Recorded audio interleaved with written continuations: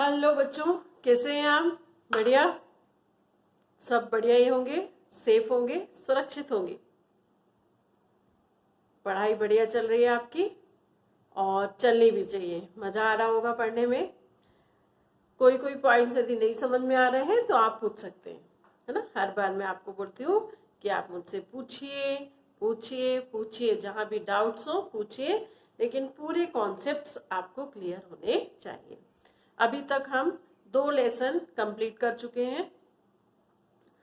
12th के 2 lesson complete कर चुके हैं। और देखिए, दोनों लेसन में हमने क्या पढ़ा? पहला पढ़ा था हमने जीवों में जनन। जीवों में जनन मीन लिविंग्स में रिप्रोडक्शन।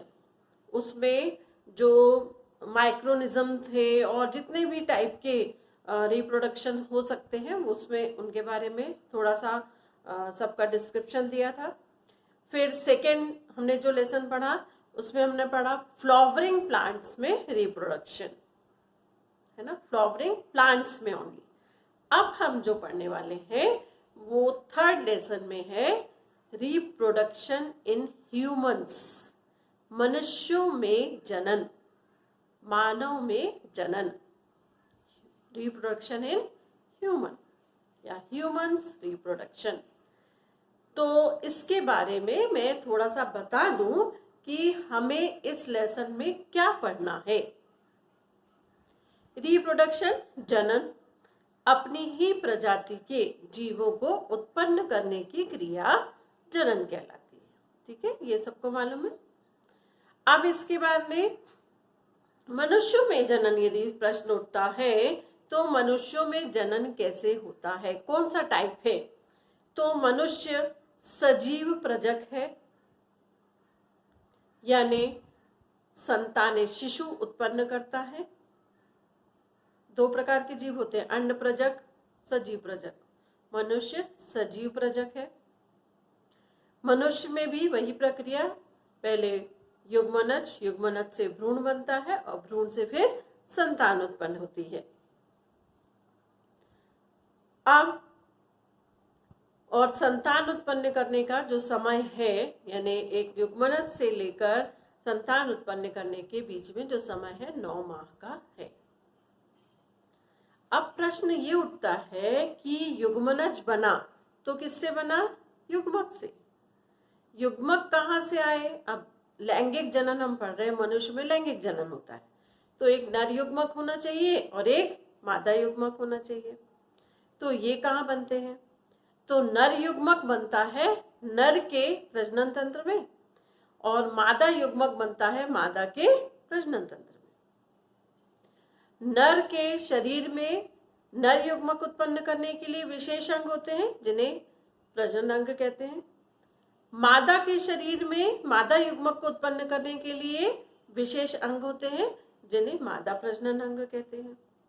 ठीक, तो इस लेसन में हम उन अंगों के बारे में पढ़ेंगे। सबसे पहले प्रजनन अंगों के बारे में कि वो कैसे होते हैं, प्रजनन अंग कैसे हैं।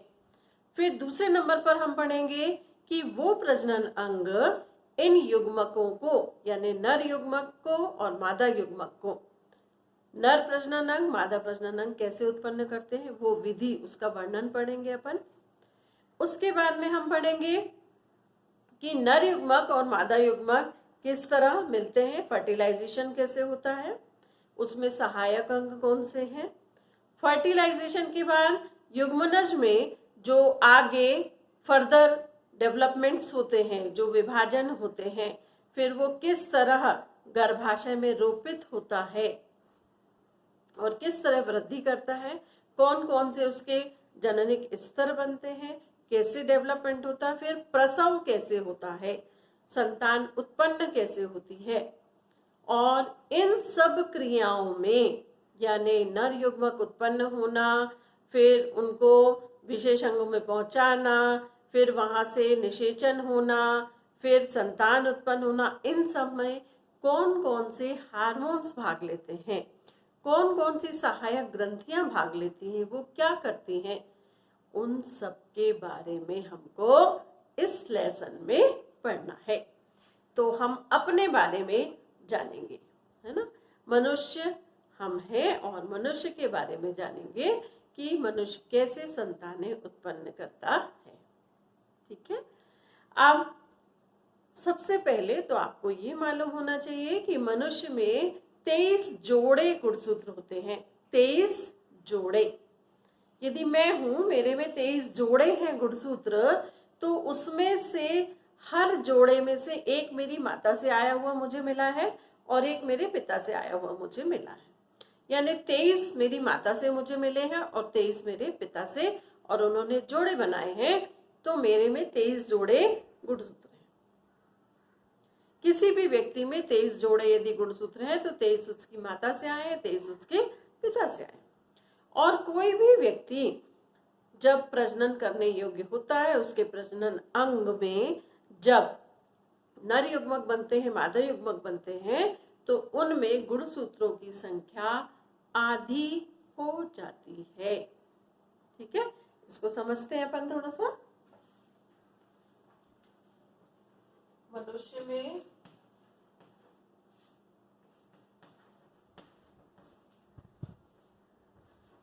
कुल गुणसूत्र कितने होते हैं? कुल गुणसूत्र होते हैं 23 जोड़े। ये चाहे नर हो चाहे मादा हो। अब यदि ये नर है, इसमें भी 23 जोड़े होंगे, और यदि कोई मादा है तो उसमें भी कितने होंगे? 23 जोड़े। ठीक, मादा में भी कितने होंगे? 23 जोड़े। दोनों मनुष्य हैं। इसके जब युग्मक बनेंगे तो युग्मक बनने की क्रिया में सबसे महत्वपूर्ण चीज है अर्धसूत्री विभाजन। अर्धसूत्री विभाजन का अर्थ है, अर्धसूत्री विभाजन का अर्थ है क्रोमोसोम की संख्या गुणसूत्रों की संख्या का आधा हो जाना। ठीक है। तो नर में यदि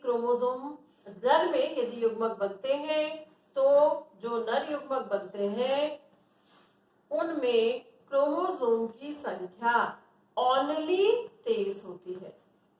देखो, होल बॉडी में प्रत्येक कोशिका में कितने थे? 23 जोड़े। और जब प्रजनन अंग में जिसमें नर युग्मक बनते हैं, जैसे शुरुआत हुई नर युग्मक बनने की, तो उसमें एक विभाजन होता है। उस विभाजन को कौन सा विभाजन बोलते हैं? अर्धसूत्री विभाजन। अर्धसूत्री विभाजन से जो युग्मक बनते हैं उनमें प्रत्येक में युग्मकों की संख्या केवल 23 होती है। इसी तरह मादा में भी जब युग्मक बनेंगे तो प्रत्येक युग्मक में उसमें भी क्रोमोसोम की संख्या कितनी होगी? ओनली 23, क्योंकि इसके बनने में भी कौन सा विभाजन हुआ है? अर्धसूत्री विभाजन हुआ। ठीक। अब एक नर युग्मक और एक मादा युग्मक आपस में निषेचन करते हैं। कौन सी क्रिया करते हैं? निषेचन। निषेचन का मतलब होता है नर युग्मक और मादा युग्मक का मिलना। अब ये निषेचन शरीर के बाहर होता है कुछ जीवों में, कुछ में शरीर के अंदर। मनुष्य में ये निषेचन की क्रिया शरीर के अंदर होती है, और वहां पर निषेचन के फलस्वरूप जब दोनों मिल जाएंगे तो जो रचना बनेगी उसे कहा जाता है युग्मनज। इसको इंग्लिश में कहते हैं जाइगोट। इनको ये जो बने हैं युग्मक, युग्मक को कहा जाता है गैमीट। क्या कहा जाता है? गैमीट। गैमीट मीन्स युग्मक। गैमीट मीन्स युग्मक, और निषेचन मीन्स फर्टिलाइजेशन। कई बार ये गैमेटोजेनेसिस फर्टिलाइजेशन कहलाती है। और इसमें जो जाइगोट बनेगा उसमें फिर से क्रोमोसोम की संख्या कितनी हो जाएगी? 23 जोड़े। कितनी हो जाएगी? 23 जोड़े। और इस विधि से जो संतान उत्पन्न होगी लैंगिक जनन के फलस्वरूप, उसमें फिर से अपने माता पिता के समान 23 जोड़े होंगे। इस 23 जोड़े में से 23 कहाँ से आए हैं? उसके पिता से, और 23 कहाँ से आए हैं? उसके माता से। इस तरह संतान में 23 जोड़े गुणसूत्र होते हैं, और आपको मालूम है कि प्रत्येक मनुष्य में कितने जोड़े गुणसूत्र होते हैं? 23 जोड़े, यानी कुल टोटल 46। ठीक है, इतना समझ में आ गया सबको? क्लियर। अब अपन समझते हैं कि यदि कोई मनुष्य है और उसमें ये क्रिया चल रही है नर युग्मक बनने की, मादा युग्मक बनने की, जनन की क्रिया होनी है, तो उसमें कौन कौन सी क्रियाएं होती हैं और कौन कौन से अंग उसमें सहायता देते हैं। ठीक है, तो सबसे पहले अपन पढ़ेंगे कि जनन तंत्र की, जो मनुष्य में जनन तंत्र पाया जाता है। जनन तंत्र मनुष्य में दो प्रकार का होता है। एक होता है नर जनन तंत्र और एक होता है मादा जनन तंत्र।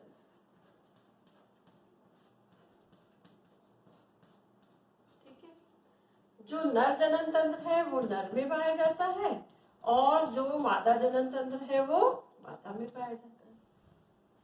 अब ये नर और मादा को कैसे पहचानते हैं कि ये नर है और ये मादा है? बाकी जीवों में तो इतनी जल्दी समझ में नहीं आता कि ये नर है ये मादा है। बहुत सारे जीव ऐसे हैं जिनमें समझ में नहीं आता, लेकिन कुछ जीव ऐसे हैं, जैसे हम 11th में हमने पढ़ा कॉकरोच। कॉकरोच में नर और मादा में आकार में डिफरेंस होता है ना। चूहे में आकार में डिफरेंस होता है, मोर मोरनी में डिफरेंस होता है, ऐसे ही मनुष्यों में डिफरेंस होता है। तो ये जो डिफरेंस है, नर का शरीर अलग दिखता है बिल्कुल मादा से, मादा का शरीर बिल्कुल नर से अलग दिखता है। इस घटना को कहा जाता है लैंगिक द्विरूपता। क्या कहते हैं इसको? लैंगिक द्विरूपता। लिंग के अनुसार दो रूपों का पाया जाना, यानी ऐसे जीव जिनमें नर शरीर बिल्कुल अलग दिखाई देता है और मादा शरीर बिल्कुल अलग दिखाई देता है, उन जीवों में कहा जाता है कि लैंगिक द्विरूपता पाई जाती है। तो मनुष्य में लैंगिक द्विरूपता पाई जाती है, जिसमें मनुष्य के नर शरीर बिल्कुल अलग दिखाई देते हैं और मादा शरीर बिल्कुल अलग दिखाई देते हैं। नर में ऐसा क्या दिखाई देता है? नर का शरीर ज्यादा सुदृढ़ दिखाई देता है, उसमें दाढ़ी, मूछ, शरीर पर अतिरिक्त बाल पाए जाते हैं, जबकि मादाओं में विकसित वक्ष पाए जाते हैं और उनके नितंब ज्यादा भारी होते हैं, कमर ज्यादा चौड़ी होती है, उनकी आवाज पतली होती है, अपेक्षाकृत बाल जो है कम पाए जाते हैं, त्वचा सुकोमल होती है। जबकि नर में क्या होता है? नर में ज्यादा बाल होंगे, आवाज भारी होगी, जबकि महिलाओं की आवाज महीन किंतु तेज होती है और पुरुषों की आवाज भारी होती है। तो ये सब जो लक्षण दिखते हैं, ये इन्हें कहा जाता है, ऐसे लक्षण द्वितीय लैंगिक लक्षण, सेकेंडरी रिप्रोडक्टिव जो लक्षण है ये पाए जाते हैं, जो एक विशेष उम्र के बाद प्रकट होते हैं, प्राथमिक रूप से प्रकट नहीं होते। तो प्राथमिक रूप से नर और मादा बाहरी रूप से देखने में अलग से समझ में नहीं आते, लेकिन जैसे जैसे उनमें लैंगिक लक्षणों का विकास होता है तो नर अलग से दिखाई देने लगते हैं और मादा अलग से दिखाई देने लग जाते हैं। ठीक है, तो मनुष्य में लैंगिक द्विरूपता पाई जाती है। मनुष्य एक लिंगी होता है, नर शरीर बिल्कुल अलग दिखाई देता है, मादा शरीर बिल्कुल अलग दिखाई देता है। नर शरीर में नर प्रजनन तंत्र होता है और मादा शरीर में मादा प्रजनन तंत्र होता है। ठीक है, इतना समझ में आया। इसके बाद हम देखते हैं कि जो पूरा का पूरा जनन तंत्र है, ये पूरे के पूरे जनन तंत्र में कौन कौन सी ऐसी रचनाएं होती हैं जो प्रजनन में सहायक होती हैं। तो कोई भी चाहे नर का हो चाहे मादा का हो, उसमें कौन कौन से पार्ट्स पाए जाते हैं। तो पहला होता है जननंग, इन्हें गोनेड्स भी कहा जाता है। जैसा कि नाम से ही समझ में आ रहा है, जननंग मतलब युग्मक उत्पन्न करने वाले अंग, जैसे कि पुरुषों में वृषण और मादा में अंडाशय।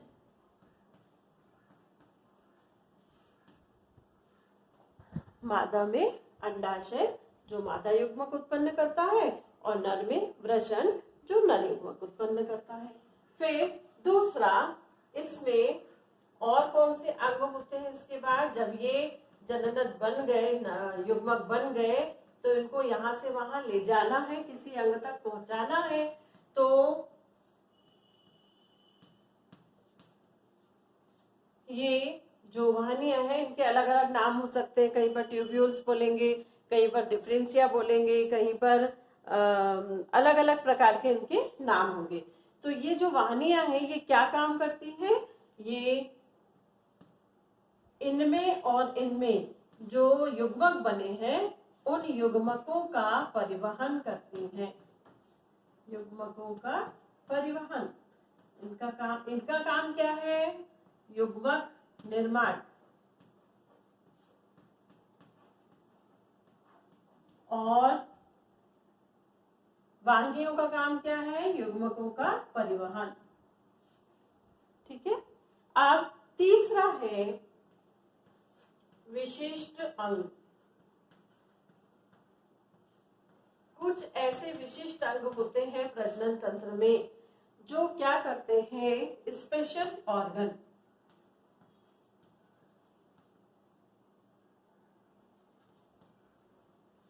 जो क्या करते हैं? ये जो यहाँ पर युग्मक बने हैं, नर युग्मक और मादा युग्मक, तो उनको स्थानांतरित करते हैं या ग्रहण करते हैं।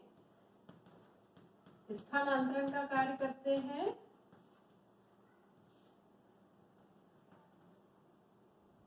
या ग्रहण, यानी नर शरीर से मादा शरीर में पहुंचाना, मादा शरीर में स्थापित करना, ये काम होता है विशिष्ट अंगों का।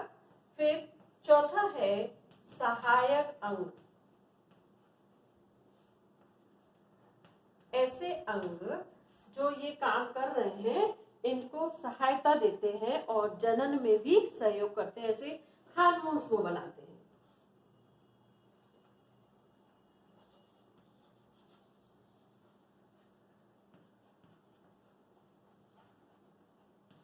ये क्या करते हैं? ये वास्तव में क्या होती है? ये ग्रंथियां होती हैं। ये हार्मोन का निर्माण करती हैं। हार्मोन एवं विशिष्ट द्रवों का निर्माण।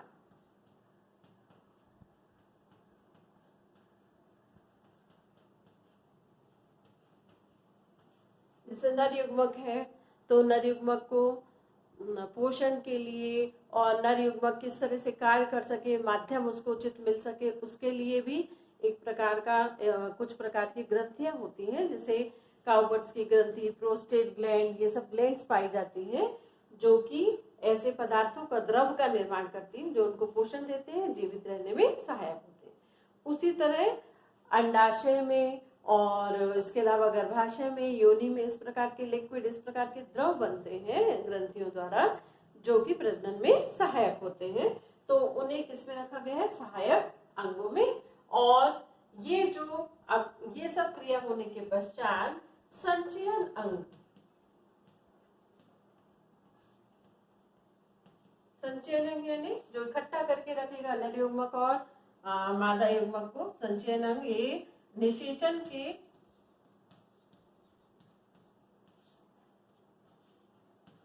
पूर्व व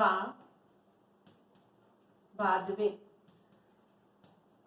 नर युग्मक मादा युग्मक को और उनसे उत्पन्न युग्मनज को संभाल कर रखते हैं, उनको इसमें रखा जाता है। तो इस प्रकार के अंग किसी भी प्रजनन तंत्र में पाए जाते हैं। ठीक है, समझ में आ गया होगा सबको कि एक प्रजनन तंत्र में कौन कौन से अंग होने चाहिए। एक ये जो नर युग्मक मादा युग्मक का निर्माण कर रहे हो, जो उनको यहाँ से वहां ले जाए, ऐसी वाहिनियां पाई जाती हैं। ऐसे विशिष्ट अंग होते हैं जो नर युग्मक मादा युग्मक बन गए हैं उनको यहाँ से वहां स्थानांतरित करते हैं, और कोई अंग स्थानांतरित करते हैं, कोई अंग ग्रहण करते हैं।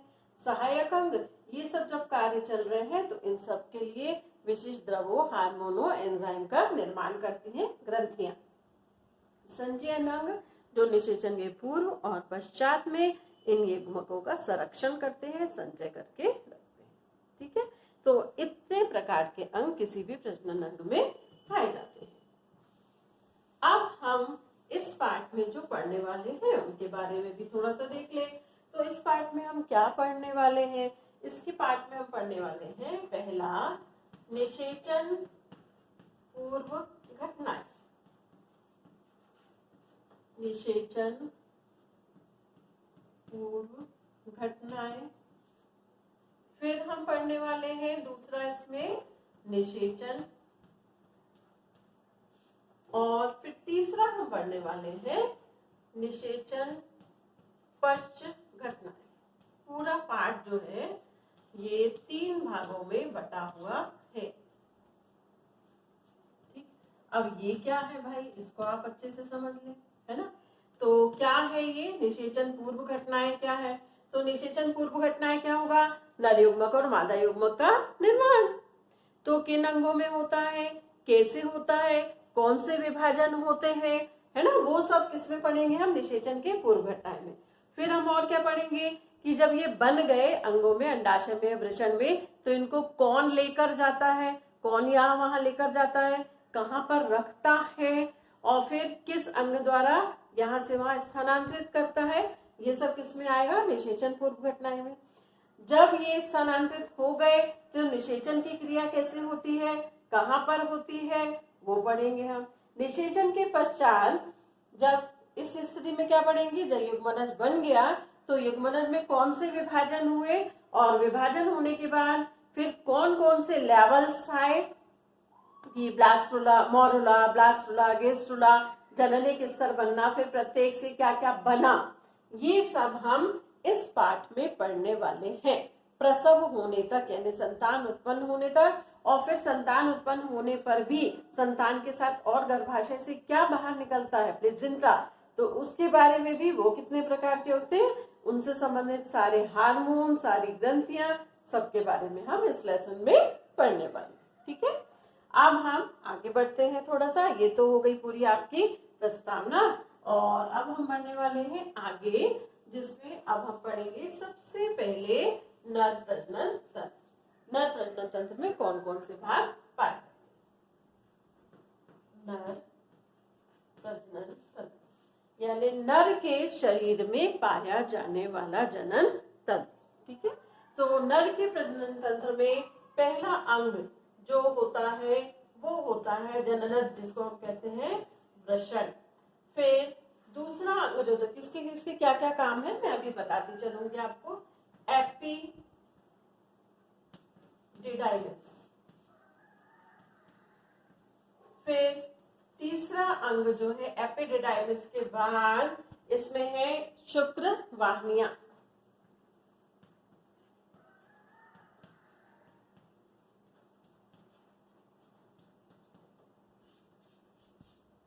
फिर चौथा, आगे शुक्रवाहिनियों के बाद में आगे आता है मूत्र मार्ग। इसमें मूत्र मार्ग में ही ये सब अटैच होता है ना, जिसको हम यूरेथ्रा भी कह सकते हैं। और पांचवा है सहायक ग्रंथियां, मूत्रपाल प्लस शीश्न या पेनिस। वृषण को इंग्लिश में टेस्टिस कहा जाता है, संख्या में 2 होते हैं। एपिडिडाइमिस ये शुक्राणु बनने के बाद उनको इकट्ठा करती है, यहाँ से वहां ले जाती है। एपिडिडाइमिस से ले जाने का, शुक्राशय तक ले जाने का कार्य करती है शुक्र वाहिनियां। इन्हें वासा, एफरेंशिया और डिफरेंशिया 2 प्रकार की होती है। फिर यूरेथ्रा, फिर जो सहायक ग्रंथियां, ऐसी सहायक ग्रंथियां जो हार्मोन्स का निर्माण करती हैं, और वो सहायक ग्रंथियां अलग अलग प्रोस्टेट, मनुष्य में जो है प्रोस्टेट, नर में प्रोस्टेट ग्लैंड, काउपर ग्लैंड, इसके अलावा जो ग्रंथियां होती हैं वो होती हैं शुक्राशय, फिर काउपर ग्रंथियां और प्रोस्टेट ग्रंथि।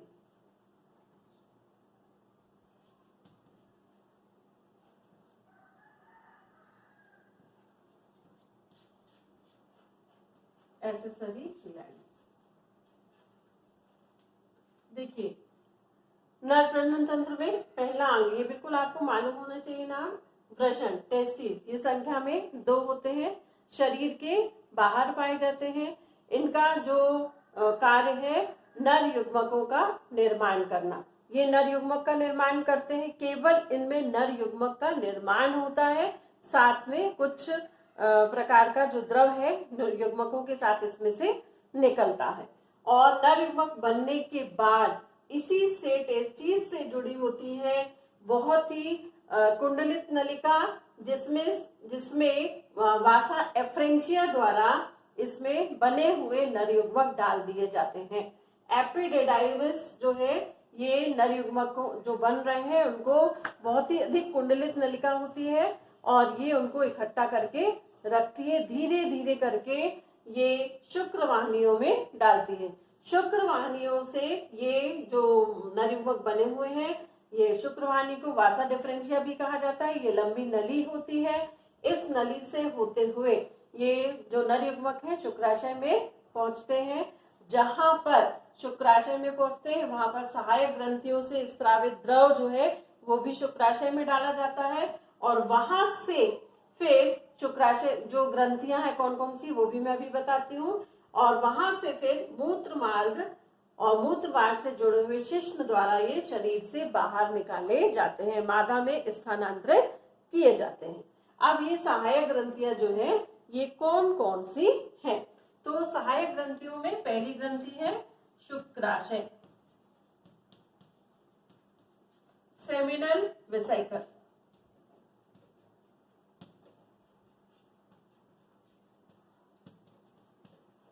शुक्राशय। यहाँ पर क्या होते हैं, ये एक जोड़ी होते हैं, ये एक जोड़ी होते हैं संख्या में, और इनसे गाढ़ा एक द्रव निकलता है, गाढ़ा और चिपचिपा होता है, क्षारीय होता है। गाढ़ा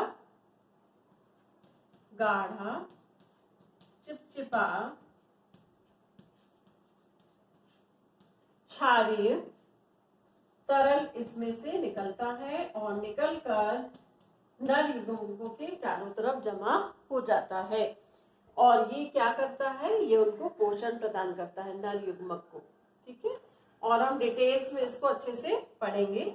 उसके बाद में अगला है जो प्रोस्टेट ग्लैंड। कौन सी ग्लैंड है? Prostate gland.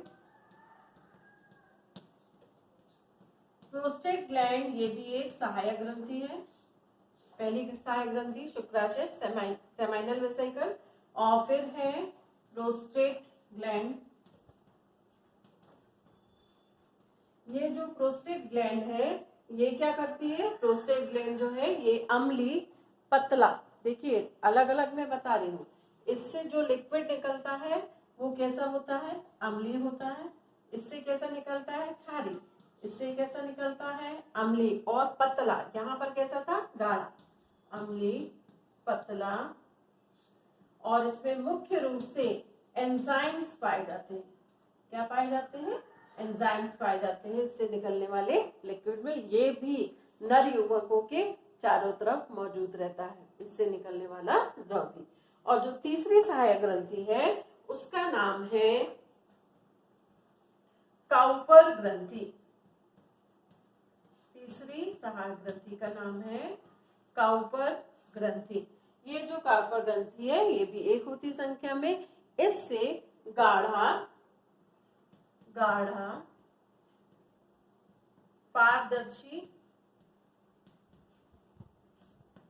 लसलसा द्रव निकलता है, और ये लसलसा द्रव भी जो नर युग्मक है उनके आसपास फैल जाता है। तो शुक्राशय से निकलने वाला, इससे निकलने वाला और इससे निकलने वाला जो द्रव है ये मिलकर एक पदार्थ जिसको कहा जाता है वीर्य, उसका निर्माण करते हैं, और उसमें ही नर युग्मक सुरक्षित रहते हैं। मादा की योनि तक पहुंचने पर वहां पर भी सुरक्षित रहने का कार्य कौन करवाता है? इनसे निकलने वाली ग्रंथियां करवाती हैं। ठीक है, तो नर प्रजनन तंत्र में कौन कौन से अंग पाए जाते हैं? सबसे पहला है वृषण। इसका कार्य है नर युग्मकों का निर्माण करना। फिर इसमें क्या पाया जाता है? कहाँ पर युग्मकों का निर्माण होता है, ये कहाँ पाए जाते हैं, ये कैसे होते हैं, है ना। तो नर युग्मक कहाँ पाए जाते हैं? ये नर शरीर के बाहर थैली में लटकते हुए पाए जाते हैं, थैली के अंदर होते हैं। क्योंकि ये शरीर के अंदर नहीं होते, क्योंकि यदि ये शरीर के अंदर होंगे तो शरीर का जो तापक्रम है उस पर नर युग्मक बनेंगे भी तो मर जाएंगे, जिंदा नहीं रहेंगे। तो ये हमेशा ये प्रश्न बहुत पूछा जाता है कि वृषण शरीर के बाहर क्यों पाए जाते हैं। तो उसका एग्जैक्ट आंसर है कि नर युग्मकों के निर्माण के लिए जिस तापक्रम की आवश्यकता है उससे अधिक तापक्रम शरीर का होता है, जिससे ये शरीर के बाहर होते हैं तो वहां पर तापक्रम हमेशा शरीर से 2 से 3 डिग्री सेल्सियस कम होता है। यानी नर युग्मक के बनने के लिए सबसे अच्छा तापक्रम कौन सा होगा? शरीर से लगभग 2 से 3 डिग्री सेल्सियस कम। उस तापक्रम पर नर युग्मक बनेंगे भी और जिंदा भी रहेंगे। तो वृषण में नर युग्मक जो है बनते हैं और वृषण कहाँ रहते हैं? शरीर के बाहर। क्यों? क्योंकि उनको नर युग्मक बनाने के लिए कम तापक्रम की आवश्यकता है। शरीर के अंदर यदि वृषण रहते तो तापक्रम अधिक होता, नर युग्मक का निर्माण नहीं हो पाता।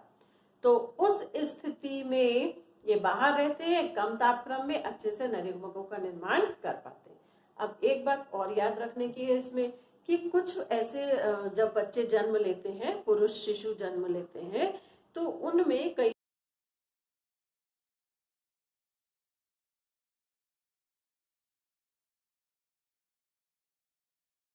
ऐसा होता है कि वृषण बाहर नहीं आ पाते। यानी वृषण की थैली तो होती है लेकिन उसके अंदर वृषण नहीं आ पाते हैं।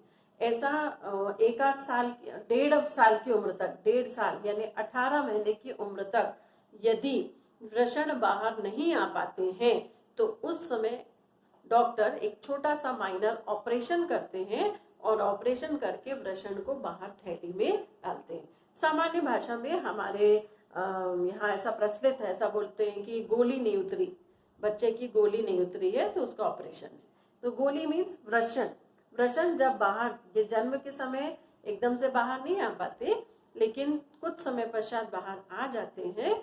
तो यदि 18 महीने के पहले ये पता चल जाए कि वृषण बाहर नहीं निकले हैं तो उसका ऑपरेशन आवश्यक होता है। अन्यथा इस उम्र के बाद वृषण यदि बाहर नहीं निकले तो उस स्थिति को क्या कहा जाता है? और उस समय मनुष्य नपुंसक हो जाता है। उस स्थिति को कहा जाता है क्रिप्टोरैकिडिज्म। क्या कहा जाता है?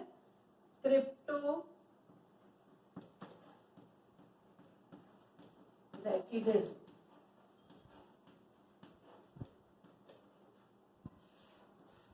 ये याद रखना है हमें, क्रिप्टोरैकिडिज्म।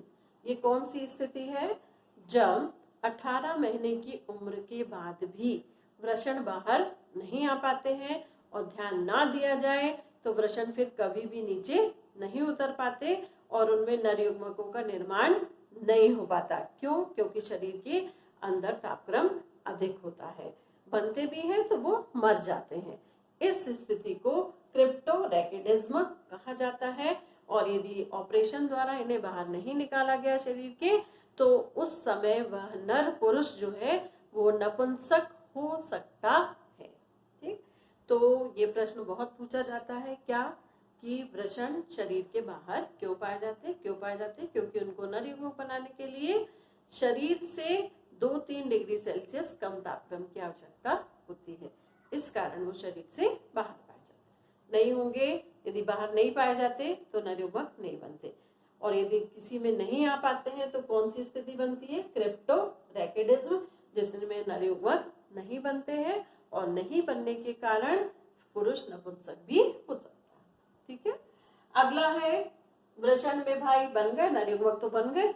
आप बन गए तो बहुत सारे बन रहे हैं, करोड़ों की संख्या में बन रहे हैं क्योंकि बहुत लंबी लंबी शुक्र जनन नलिकाएं होती हैं। तो वृषण से बनने के बाद वो किस में आते हैं?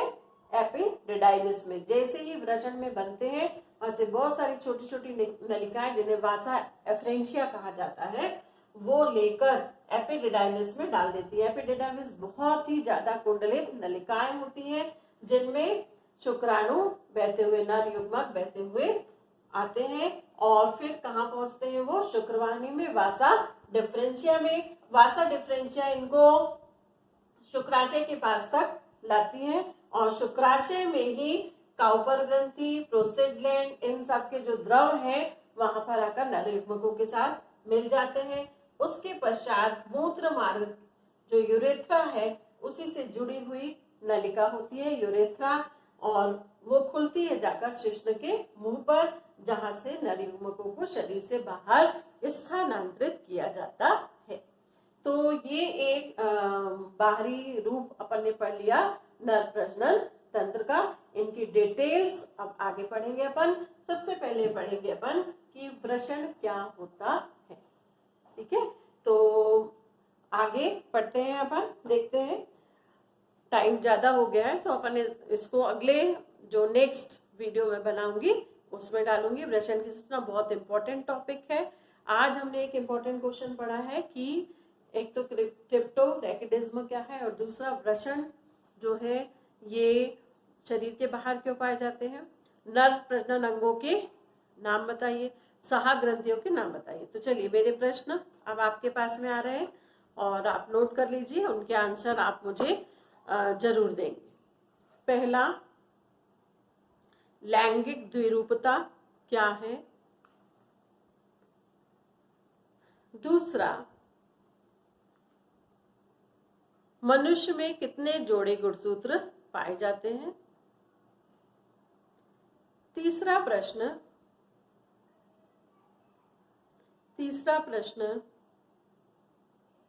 मनुष्य के नर प्रजनन तंत्र के अंगों के नाम बताइए। चौथा, नर युग्मक का निर्माण किस अंग में होता है। ठीक, अगला प्रश्न है नर प्रजनन तंत्र की सहायक ग्रंथियों के नाम बताइए।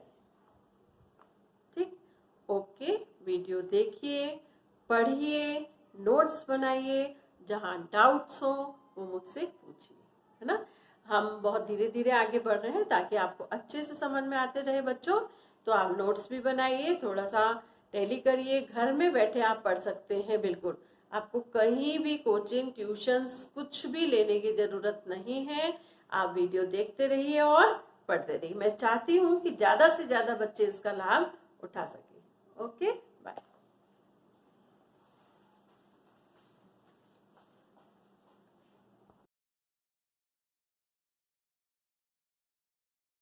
ऐसा होता है कि वृषण बाहर नहीं आ पाते, यानी वृषण की थैली तो होती है लेकिन उसके अंदर वृषण नहीं आ पाते हैं। ऐसा एक आध साल, 1.5 साल की उम्र तक, 1.5 साल यानी 18 महीने की उम्र तक यदि वृषण बाहर नहीं आ पाते हैं तो उस समय डॉक्टर एक छोटा सा माइनर ऑपरेशन करते हैं और ऑपरेशन करके वृषण को बाहर थैली में डालते हैं। सामान्य भाषा में हमारे यहाँ ऐसा प्रचलित है, ऐसा बोलते हैं कि गोली नहीं उतरी, बच्चे की गोली नहीं उतरी है तो उसका ऑपरेशन है। तो गोली मीन्स वृषण जब बाहर, ये जन्म के समय एकदम से बाहर नहीं आ पाते लेकिन कुछ समय पश्चात बाहर आ जाते हैं। तो यदि 18 महीने के पहले ये पता चल जाए कि वृषण बाहर नहीं निकले हैं तो उसका ऑपरेशन आवश्यक होता है। अन्यथा इस उम्र के बाद वृषण यदि बाहर नहीं निकले तो उस स्थिति को क्या कहा जाता है, और उस समय मनुष्य नपुंसक हो जाता है, उस स्थिति को कहा जाता है क्रिप्टोरैकिडिज्म। क्या कहा जाता है, क्रिप्टोरैकिडिज्म।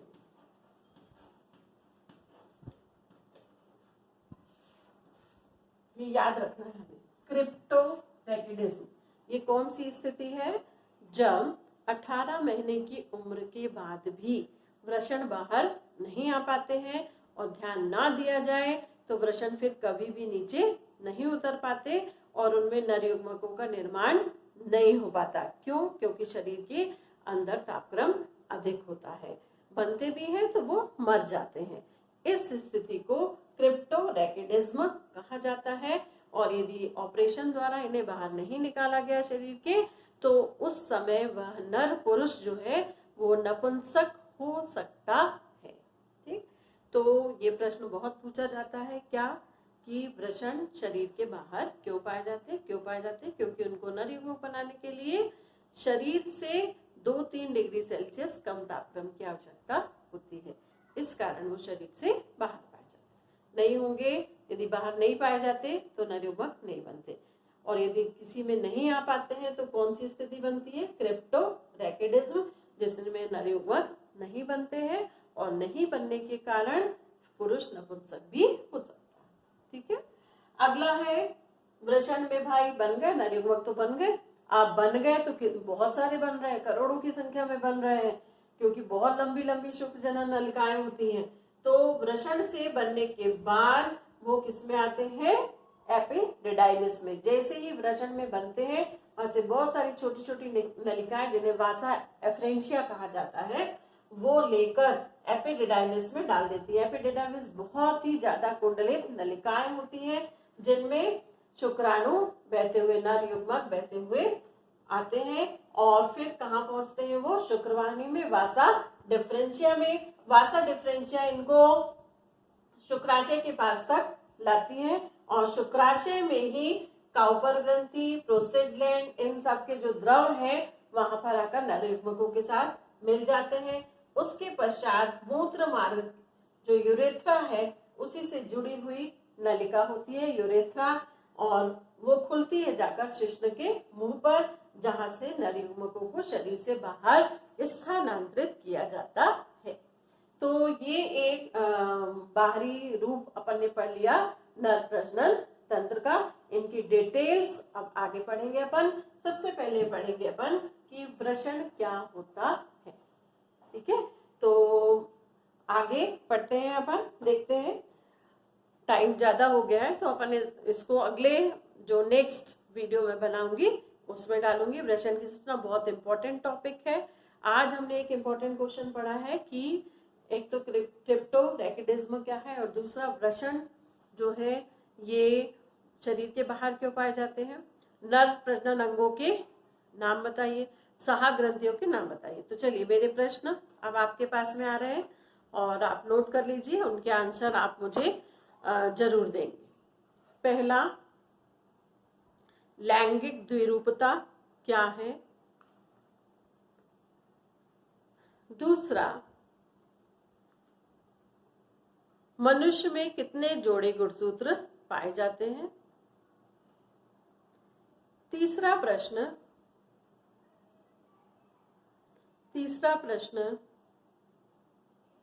मनुष्य के नर प्रजनन तंत्र के अंगों के नाम बताइए। चौथा, नर युग्मक का निर्माण किस अंग में होता है। ठीक, अगला प्रश्न है, नर प्रजनन तंत्र की सहायक ग्रंथियों के नाम बताइए। ठीक, ओके, वीडियो देखिए, पढ़िए, नोट्स बनाइए, जहां डाउट्स हो वो मुझसे पूछिए, है ना। हम बहुत धीरे धीरे आगे बढ़ रहे हैं ताकि आपको अच्छे से समझ में आते रहे बच्चों। तो आप नोट्स भी बनाइए, थोड़ा सा टैली करिए, घर में बैठे आप पढ़ सकते हैं बिल्कुल। आपको कहीं भी कोचिंग, ट्यूशंस कुछ भी लेने की जरूरत नहीं है। आप वीडियो देखते रहिए और पढ़ते रहिए। मैं चाहती हूँ कि ज्यादा से ज्यादा बच्चे इसका लाभ उठा सके। ओके।